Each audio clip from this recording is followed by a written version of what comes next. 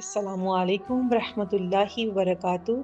प्यारी इस्लामी बहनों, आज का पैगाम एक ऐसे इखलाकी असूल पर है जो हमारे घरों, मोहल्ले और सोशल मीडिया को सुकून दे सकता है। प्यारी बहनों, कुरान और हदीस हमें ये सिखाते हैं कि किसी को इलानिया बुरा कहना अल्लाह को पसंद नहीं। इसकी बुराई सबके सामने बयान करना या इसकी इज्जत गिराना, ये अल्लाह अज़्ज़ व जल को पसंद नहीं। प्यारी बहनों, इस वीडियो में आप सुनेंगी कुरान का हुक्म और इसकी हिकमत, नबी सल्लल्लाहु अलैहि वसल्लम की सुनहरी तालीमात, रोज़मर्रा ज़िंदगी और सोशल मीडिया पर इसका इतलाक़। प्यारी बहनों, आएँ हम अपनी ज़ुबान, अल्फाज और रवैये को ऐसा बना लें कि हमारे अल्फाज ज़ख्म न दें बल्कि मरहम बने।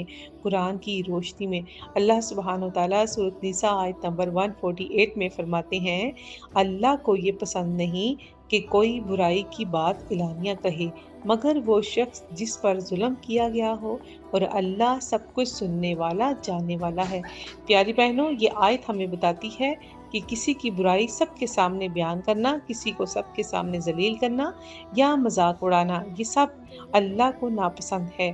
सूरत निसा की आयत 148 में वाज़िह हुक्म है कि अल्लाह ताला सिर्फ इस शख्स को इजाज़त देता है जो जुल्म का शिकार हो, वरना बुराई को छुपाना और अकेले में नसीहत करना ही ईमान का हुस्न है। नबी सल्लल्लाहु अलैहि वसल्लम ने फरमाया, मुसलमान मुसलमान का भाई है, ना इस पर जुल्म करता है, ना इसकी तहकीर करता है, ना इसे रुसवा करता है। सही मुस्लिम। एक और हदीस मुबारका में फरमाया, जिसने किसी मोमिन की दुनिया में पर्दापोशी की, अल्लाह क़यामत के दिन इसका पर्दा रखेगा। यानी किसी की गलती देखकर इसको छुपाना, नसीहत अकेले करना, ये इस्लाम का मजाज है। प्यारी बहनों, आजकल सोशल मीडिया पर ये बीमारी आम है। कोई किसी की तस्वीर या वीडियो शेयर करके इसकी बुराई सबके सामने कर देता है। यहाँ फैमिली ग्रुप में एक दूसरे की कमजोरियां बता दी जाती हैं। ये रवैया दिलों में नफरत पैदा करता है और अल्लाह की नाराजगी का सबब बनता है। प्यारी बहनों, हम अपने घरों में छोटी छोटी गलती बातों पर बहन, नंद, भाभी या सास की गलती सबके सामने बयान कर देते हैं। याद रखें, ये ना सिर्फ गुनाह है बल्कि रिश्तों में दूरी पैदा करता है। अगर कोई वाकई गलती करे तो अकेले में मोहब्बत से समझाएं।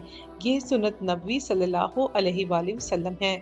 अगर जुल्म हो जाए तो कुरान में इजाज़त दी गई कि अगर किसी पर जुल्म हो तो वो अपनी बात बयान कर सकता है, मगर इंसाफ के लिए, ना कि बदला लेने या जलील करने के लिए।